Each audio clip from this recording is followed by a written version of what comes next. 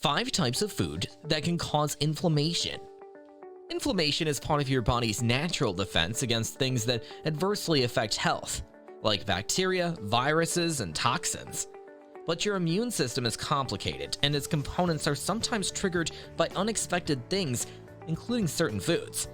Our diets play an enormous role in what's happening inside our bodies, much more than most people probably realize, says Dr. Carla St. Andre, an endocrinologist at Houston Methodist.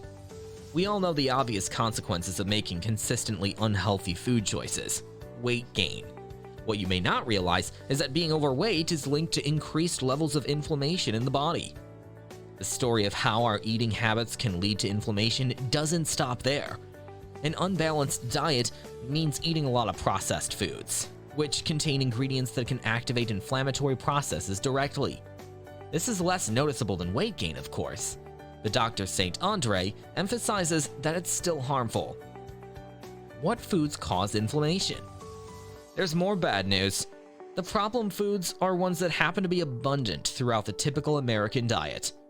The 5 types of food that cause inflammation include red meat and processed meats, including bacon, hot dogs, lunch meats, and cured meats. Refined grains, including white bread, white rice, pasta, and breakfast cereals. Snack foods, including chips, cookies, crackers, and pastries.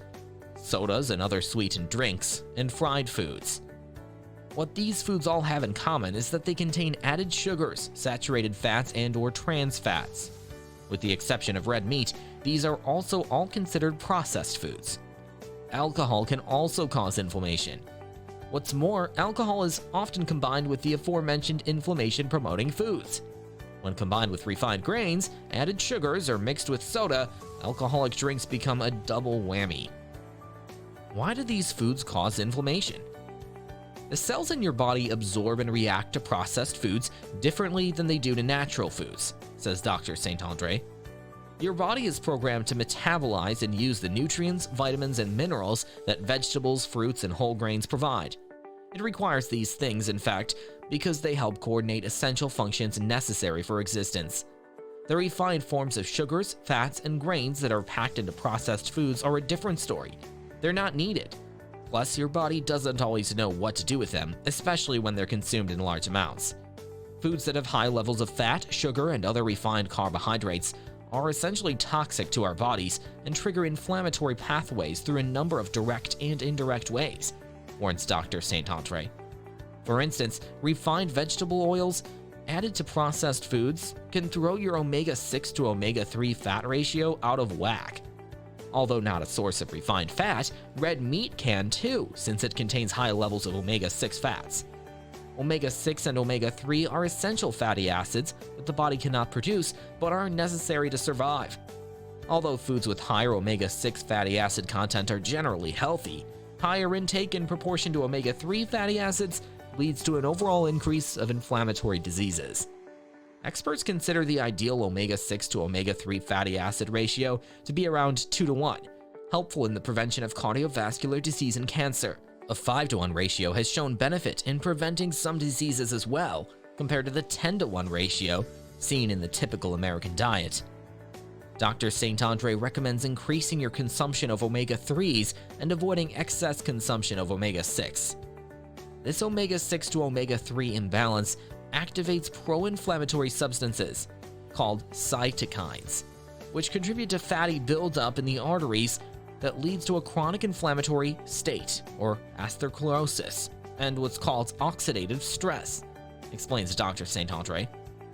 Then there's how added sugar and refined grains, both plentiful in many processed foods, cause spikes in your blood sugar. Having elevated blood sugar levels activates pro-inflammatory pathways, says Dr. St. Andre.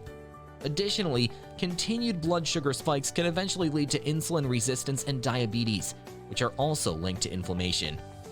Lastly, a diet that prioritizes processed foods over natural ones is inherently unbalanced and hypercaloric, leading to weight gain. As our weight increases, the amount of fat cells also increases, explains Dr. St. Andre. These cells secrete many hormones and substances, some of which put the body into an inflammatory state. The bottom line? These foods can directly activate pro-inflammatory substances and indirectly promote weight gain, all of which lead to inflammation in the body. But how bad is all of this really? Most people don't notice the subtle signs of eating inflammation-promoting foods. But this underlying persistent inflammation eventually leads to symptoms ranging from annoying to somewhat debilitating, including chronic fatigue, frequent or recurrent infections, joint and muscle pain, insomnia, gastrointestinal diseases such as acid reflux, constipation, and diarrhea, and anxiety and depression. The other issue with being in a pro-inflammatory state is that it leads to oxidative stress, when toxic waste products that are usually kept in check by our body are allowed to accumulate and cause harm, explains Dr. St. Andre. And it's a vicious cycle, since this oxidative stress can cause more inflammation as well. Left unchecked, the damage caused by inflammation and oxidative stress can lead to serious health conditions, including high blood pressure, diabetes, heart disease, cancers, liver disease, and kidney disease.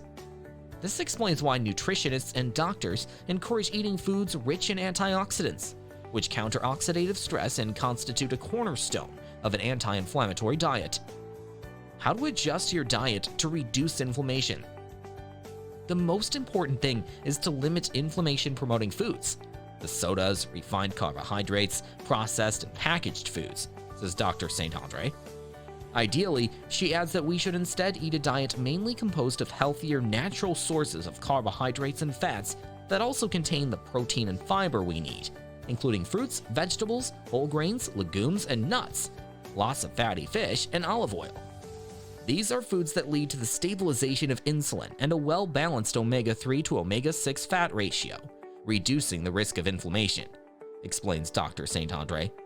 And when consumed in proper portions, they're also not likely to contribute to weight gain,